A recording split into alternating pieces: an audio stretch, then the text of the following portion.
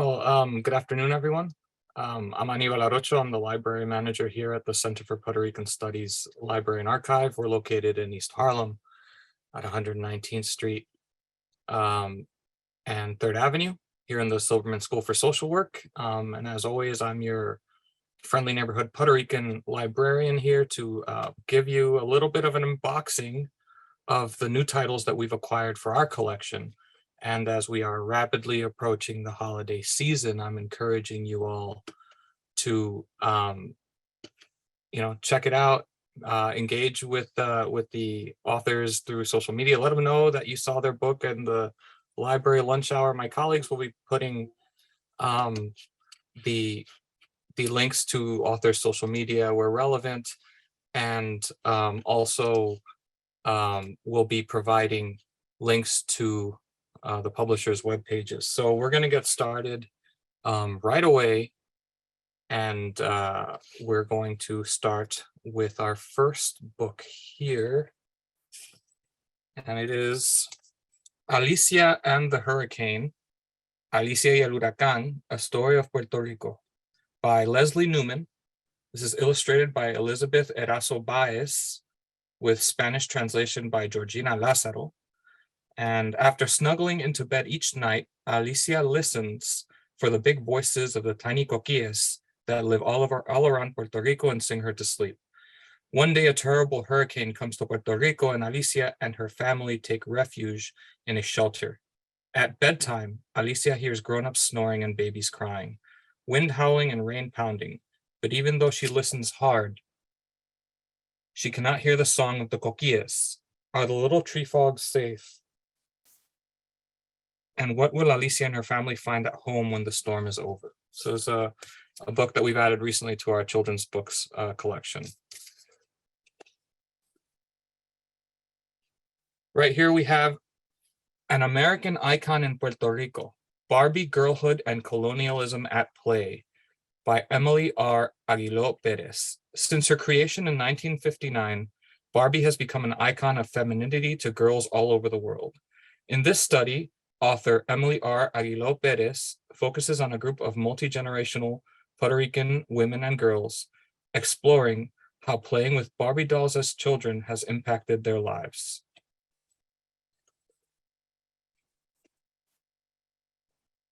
Up next is Ante que Isla es Volcán, Poemas by Raquel Salas Rivera. This book is a gold winner of the Juan Felipe Herrera Award for Bilingual Poetry. From the National Book Award nominated Lambda Award-winning poet, a powerful, inventive new collection that looks to the future of Puerto Rico with love, rage, beauty, and hope. Raquel Salas Rivera's star has risen swiftly in the poetry world, and this sixth book promises to cement his status as one of the most important poets working today, in sharp crystalline verses written in both Spanish and English versions. Ante que Isla es Volcán daringly imagines a decolonial Puerto Rico.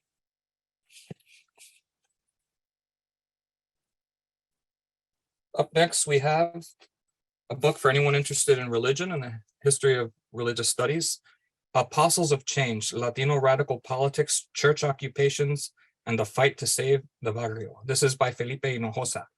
It's a 2021 finalist for Best Political Current Affairs Book at the International Latino Book Awards. It's a winner of the Texas Association of Chicanos in Higher Education Inaugural Book Award. Apostles of Change tells the story of these occupations and establishes their context within the urban crisis, relates the tensions they created, and articulates the activists' bold new vision for the church and the world. Through case studies from Chicago, Los Angeles, New York City, and Houston, Felipe Hinojosa reveals how Latino freedom movements frequently cross boundaries between faith and politics, and argues that understanding the history of these radical politics is essential to understanding the dynamic changes in Latino religious groups from the late 60s to the early 1980s. Here we have Archives of Conjure, Stories of the Dead in Afro-Latinx Cultures by Solimar Otero. In Afro-Latinx religious practices such as Cuban Espiritismo, Puerto Rican Santeria, and Brazilian Candomblé, the dead tell stories, communicating with and through mediums' bodies. They give advice, make requests, and propose future rituals, creating a living archive that is co-produced by the dead. In this book, Solimar Otero explores how Afro-Latinx spirits guide collaborative spiritual scholarly activist work through rituals and the creation of material culture. It's pretty interesting stuff right there. Got a big one coming up next, and this one is pretty great for anyone that is interested in Taino culture. This one's Arqueología Indígena, and this is produced by the Archaeology Department at the Instituto de Cultura Puertorriqueña. Arqueología Indígena es una muestra del legado indígena de Puerto Rico, ilustrando su historia a través de objetos y artefactos que dan paso al universo arqueológico precolombino. There we go. And it's got all sorts of really awesome, it's a bilingual edition, and it's got all sorts of great photographs here, as you can see. A lot of cool artifacts, historical artifacts from our indigenous ancestors. It's a wonderful edition. You could tell it's a heavy tabletop book, coffee table book. Okay, next we have a journal produced by up and coming Puerto Rican Studies Institute called the Center for Puerto Rican Studies. This is the newest issue of the Centro Journal, produced here by the Centro Press. And this is a special issue. This is the summer 2022, volume 34, number 2 issue. This is available for purchase if you go through our website. And it is the special issue Beyond Corruption, From Colonial Practices to Emancipatory Futures. And the guest editors for this volume are Jose Atiles, Gustavo A. Garcia Lopez, and Joaquin Villanueva. From colonial practices to emancipatory futures, this issue opens a space for understanding and challenging corruption in Puerto Rico, but through an unconventional lens, one that asks new questions while offering new narratives and political imaginaries for the reader to consider. So if you're interested in interpretations and discussions on corruption on the island of Puerto Rico, you can pick up the Centro Journal from Centro Press through our website. Next, we have another couple of children's books. And in this case, we have both the Spanish version and the English version here. So we have Coquís Still Sing, a story of home, hope, and rebuilding. Los coquíes aún cantan, un cuento sobre hogar, esperanza y reconstrucción. This is by Karina Nicole Gonzalez, is illustrated by Cristal Quiles, and translated by Amparo Ortiz. The coquí frog sings to Elena and her family and her family's beloved mango tree. Their calls so familiar that they might as well be singing, "You are home, you are safe."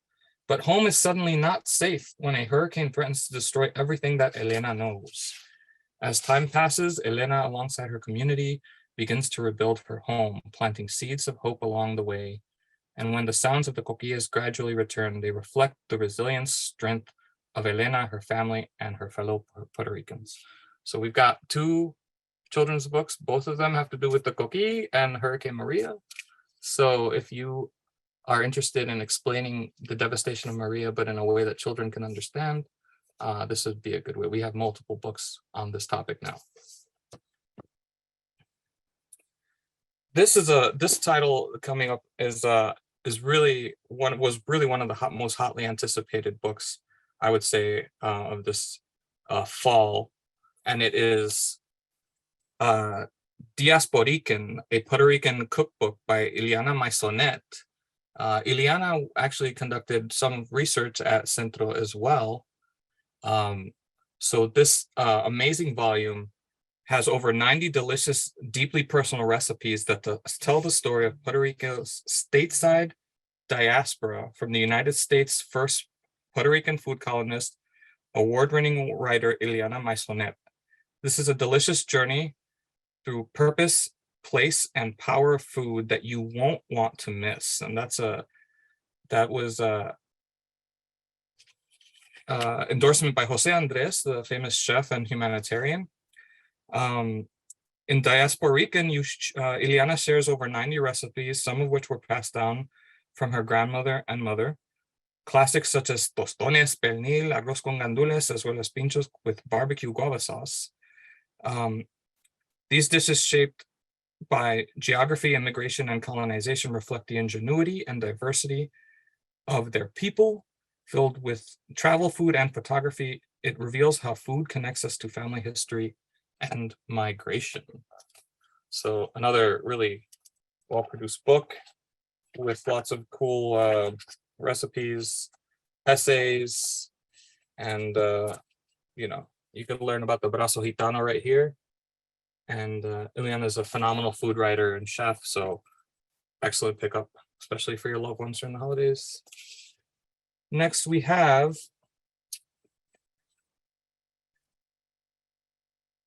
Down with Gargamel by Luis Otoniel Rosa, translated by Noel Black. Down with Gargamel is a futurist tale set in Puerto Rico, New York, and Colorado Springs that unfolds during the transition from peak oil production to a future that's formless, dangerous, and full of possibility. As global capitalism collapses under the weight of a worsening environmental crisis, we encounter the stories of 6 friends as they move through different forms of consciousness and across galaxies. This is rooted in the paranoid tradition of Jorge Luis Borges, Philip K. Dick, and inspired by a range of radical political movements. Sounds pretty wild. Next, we have Ficciones Etnográficas, Literatura, Ciencias Sociales y Proyectos Nacionales en el Caribe Hispano del siglo XIX. And this is by Dailet Domínguez. Este libro se ocupa de la importancia de la literatura para la constitución de las ciencias sociales como práctica y discurso moderno en el Caribe. Su propuesta consiste en que la antropología y sus materias vecinas comienzan a construirse un lugar de enunciación a finales del siglo XIX y principio del XX. All right, so there we go. Next, we have the film Archipelago, Islands in Latin American Cinema. This is a book that is edited by Antonio Gomez y Francisco J. Hernández Adrián. How do the islands and archipelagos of the New World figure in Latin American cinema? This book, comprising of 15 essays and a critical introduction, the film Archipelago, Islands in Latin American Cinema, addresses the question by examining a series of intersections between insular spaces and filmmaking in Latin America. It brings together international scholars and filmmakers to consider a diverse corpus of films about islands, films that take place on islands, films produced in islands, and films that problematize islands. All right, so you wanna, there's a pretty good essay in here about Puerto Rico as it's depicted in cinema as well. So next, we have a book of poetry, another book of poetry. So we've had a couple of books of poetry so far, some novels. I'm trying to grab a little bit of everything. So we got novels, we've got children's books, we've got books in cultural studies, history and anthropology, archaeology. And this book here is called Floaters, a book of poems by Martín Espada. And this is the winner of the 2021 National Book Award for Poetry. From the and it comes from the winner of the Ruth Lilly Poetry Prize. Martín Espada is a poet who stirs in us an undeniable social consciousness. Floaters offers exuberant odes and defiant elegies, songs of protest and songs of love, from one of the essential voices in American poetry. The collection ranges from historically epic to achingly personal lyrics about growing up, the baseball that drops from the sky and smacks Espada in the eye as he contemplates a girl's gently racist question, Whether celebrating the visionaries, the fallen dreamers, rebels, and poets, or condemning the outrageous governmental neglect of his father's Puerto Rico in the wake of Hurricane Maria, Espada invokes furious, ferocious, incandescent spirits. So this is already, just this little blurb has me very intrigued. As a librarian, I don't get the chance to read everything, but I think this one is going to be on my to-read pile for sure. And I see that my colleagues have been sharing links where possible, where you can get access to the books. And in many cases, also you can interact with the authors through their social media accounts. Again, I encourage you, if you are interested in any of these books, you can reach out to the authors on social media and tell them that you learned about it at the Centro Library lunch hour. It really helps our cause. Next, we have, this one was pretty interesting. So when this one came across, I was like, I don't think I have any books about this in our collection. So I knew I wanted to add it. And the library collection collects in the broader sense of the Puerto Rican study. So we do collect a lot of stuff about Puerto Rico itself, not just the diasporic experience, which is where our archive specializes in. So over here is Historia de la Medicina Tropical en Puerto Rico en el siglo XX. And this is by Raúl Mayo Santana, Silvia E. Gravionet, and Ángel A. Ramón Franco.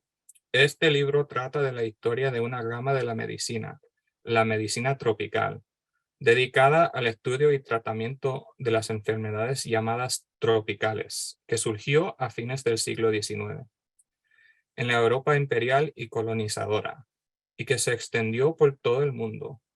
La historia de la medicina tropical en Puerto Rico, si bien estuvo demarcada en sus raíces epistemológicas por la fenomenología médica del imperialismo europeo del siglo XIX, en sus manifestaciones históricas concretas conforma una parte de la medicina tropical estadounidense que desarrolló de manera diversa en las colonias y territorios de ultramar a fines del siglo XIX y a principios del siglo XX. So the history of tropical medicine and everything that had to do with that. It's pretty interesting stuff. And this is from Ediciones Laberinto.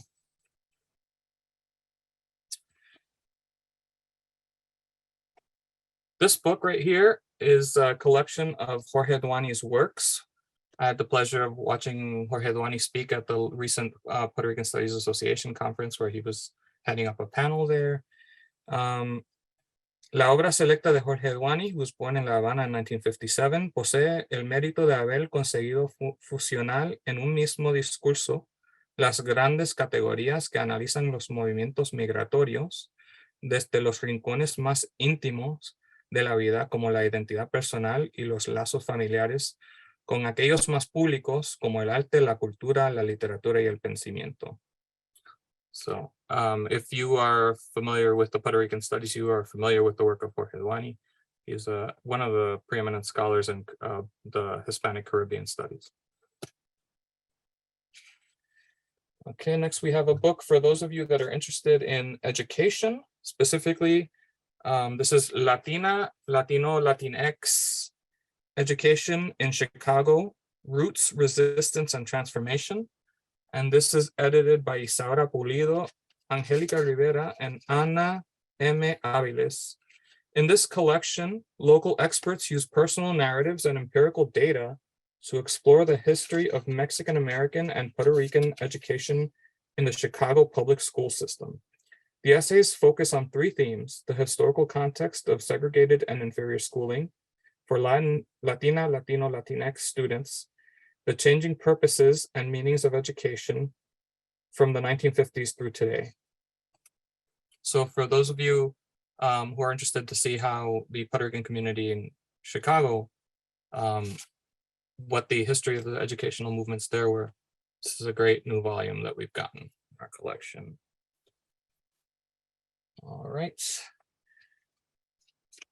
Now it is a lot harder than it looks to come up with just enough books just for this. I had so many to choose from, so I wanted to make sure that I had a good variety for everyone. And this one here is entitled Loisaida as Urban Laboratory, Puerto Rican Community Activism in New York. This is by Timo Schrader.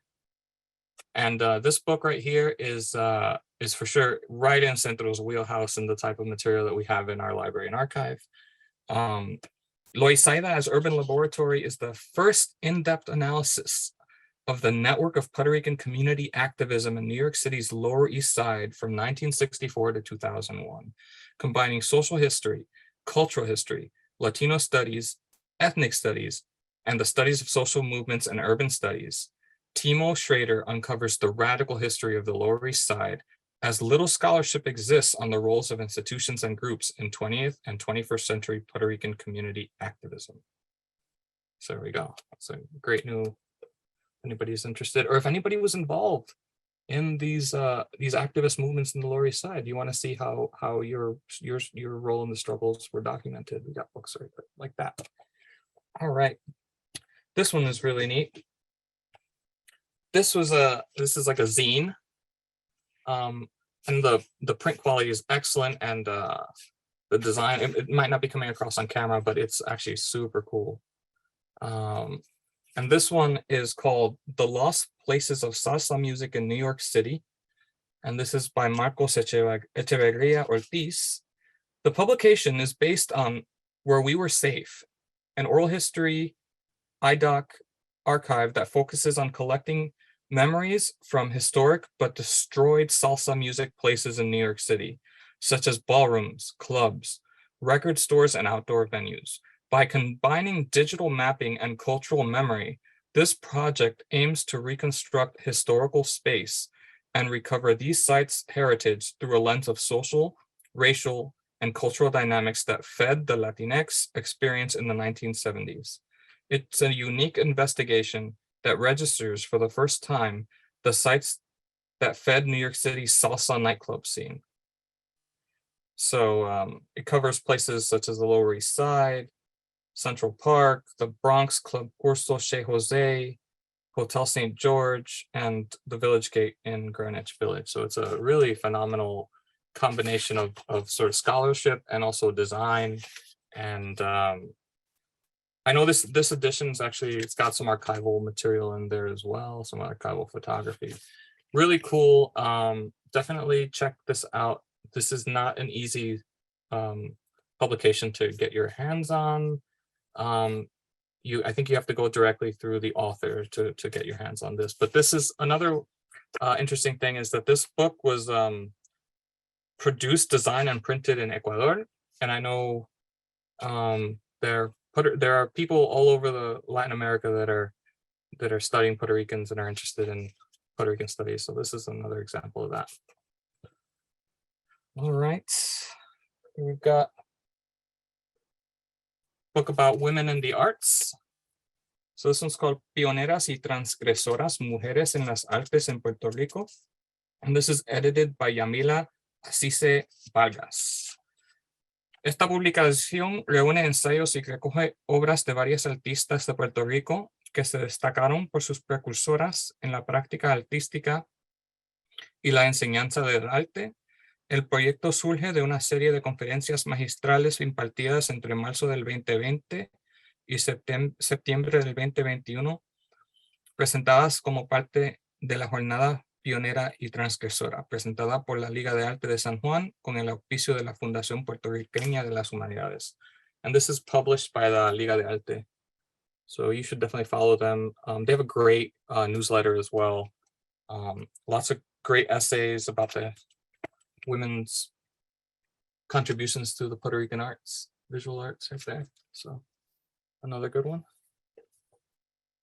All right, I think we're in the home stretch now. We've got just a few more. Here we have, make sure we have enough time. All right, we have time for a couple more that I want to get to. All right. This one right here is by Ilma Olmedo. It's Tales from the Barrio and Beyond.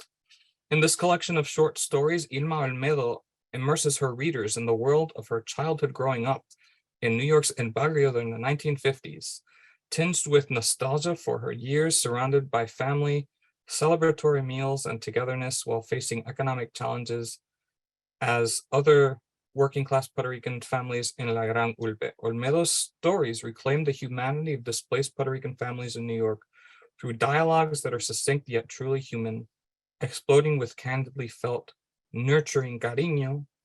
While the focus rests on her extended family, the stories reveal a larger social and historical moment in New York. Themes such as mistranslations of migrations through consumerism, the power of music and memory, the social alliances between Puerto Ricans and Italians, the limited access to resources, gender and sexual identities, and the diverse generational perspectives on identity and culture across time. So this is a great, and this picture, actually, I'm familiar with this place very much. It's right there on 116th Street, not too far from us. And got last one for today before we go to our question and answer session is this one right here. And this is Vida y Hacienda, the Life and Legacy of Dr. Pedro Albizu Campos. This is by André Lee Muniz. And it is the first biography of the renowned revolutionary leader from Puerto Rico to be written in English. It offers the general history detailed in most accounts and includes topics not commonly featured in writings on Don Pedro, especially in the English language. Such topics include his early childhood and academic accomplishments, his military studies and training in Harvard's ROTC program, his 1936 effort to hold a constitutional convention while also on trial for seditious conspiracy, his wife, Dr. Laura Meneses de Albizu Campos, and more. So if you are interested, if you've always been interested in the life and history of Pedro Albizu Campos, but you were looking for something written in English, André Lee Muniz's new book might be interesting to you. And with that, and I see that we're all the way up to 36 people. I want to thank everyone for coming out to visit and spend a virtual visit and spend your lunch hour here. And please, if anyone has any questions, now is the time. It could be about any of the titles that were mentioned here today, or it could be about Centro in general, about the library and the archive. One of my colleagues will put a link in the chat for making, they've already read my mind, about getting an appointment to view our collections here, including all of the books that you've seen here today. Centro is a research library, so none of these are available for circulation, but of course you can come here and read them in our lovely reading room on 119th Street and 3rd Avenue. I hope that many of these works are new to you.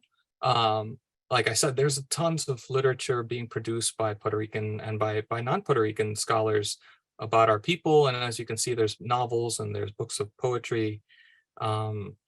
Someone's asking, is Centro open to the public again? I would like, yeah, if there's any questions that you could put them in the Q&A. Centro is open to the public. We're open Monday through Friday from 10 a.m. to 5 p.m. We just ask that you fill out that form so we can help facilitate your entry into our building, since we are still within CUNY's access protocols. So you would need to enter some additional information so you can get into the building itself. But once you're here, you can spend the whole day here. You can use our Wi-Fi, you can read books, you can ask to view archival collections. And we are going to be circulating that book list as well. And this recording will be available on YouTube at a later date. So if anybody arrived late, don't worry.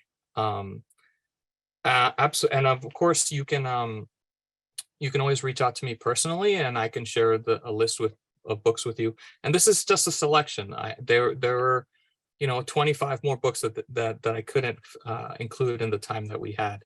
But I wanted to make sure I had a nice diverse range of books to share with everyone today. as part of the appointments, and this is interesting for people that might not be able to make it to East Harlem here to visit El Centro Library and Archives, you can choose to make an appointment, and then in the description of the appointment, you just say that you'd like a virtual visit, and then you can have a one-on-one conversation with myself, and I can walk you through a lot of the resources that we have available online. I know that's a good way for students that can't, make it all the way to Centro, or so scholars that can't make it to Centro. We do have a lot of online resources that we can make available to you. And we do have a question in the Q&A box. Is the Albizu Campos book by an academic? He is, he was,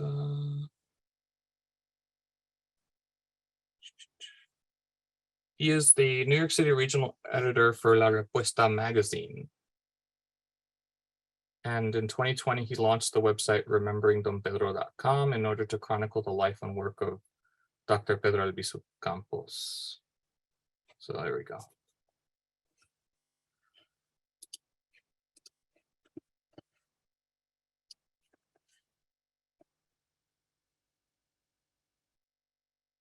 Yeah, so there definitely there's a lot going on in our chat right now. So if you do scroll through the chat, you'll be able to see the information that's provided by my colleagues. So in many cases, there'll be links to the editorial links to the places where the authors have a website, the author's social media.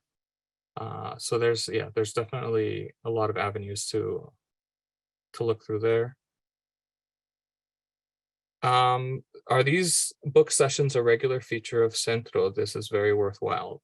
We like to do a variety of different programming for anyone who is new to the library lunch hour. What we try to do is we try to create a nice 1 hour of, like, less than 1 hour, a very succinct introduction to Central Library and Archives resources, where we'll do more of like a surface level discussion of topics within the library and archives. So in the past, we've had interviews with scholars that have used Centro Archives for their own personal research, such as Raul Ramos, who's a writer for the Baseball Writers Association of America. We also had a documentary filmmaker come in and discuss how important the Centro Archives are to her personal research and to her documentary. But from time to time, we do like to do these, I like to call them like YouTube style unboxings, right? Of just what new titles we have in our collection, because the Central Library is a live and vibrant library that is always adding new titles to our shelves. We've been around since the late 70s. So there has been a resource center / library in many ways and in many iterations. And you can see behind me, this is not a virtual background. These are actual stacks where we have over 20,000 titles. And it's what we do to help maintain the scholarship and presence within the Puerto Rican studies field, is continue to have a world-class caliber collection of materials related to our people. So if we're regardless of what your interest is, like you saw that we have children's books, we have books for young adults, we have comics, we have graphic novels, we have books on history, the arts. There's all sorts of material here. There's something for everyone, really, regardless of your level of interest, regardless of your level of academic attainment, or whether or not you're currently a scholar or a student. That's something that we definitely want to put out there into the world, is that Centro is for everyone. You don't have to be a scholar. You don't have to be working on a PhD. It's okay to come in and just want to watch a film, or sit down with a book for a few hours and spend some time there. We also have access to all sorts of great databases, and we can link you to great scholarship that's occurring within the Puerto Rican studies.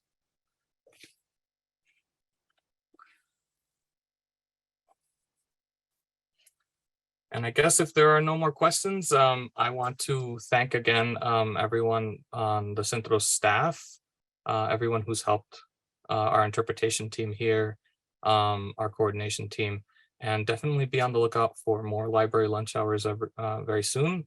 We're trying to do um, another couple before the year is over, and we like to do a lot of variety. So we hope to have um, some different topics within the library and the archives. I know every time I do one of these, I do get a lot of requests for appointments to come view material at Centro. I say like November is a very busy month for us. So if you have not made an appointment yet, you want to do so very soon. So thanks again, everyone, and have a good rest of your day. Thank you for spending your lunch hour with us.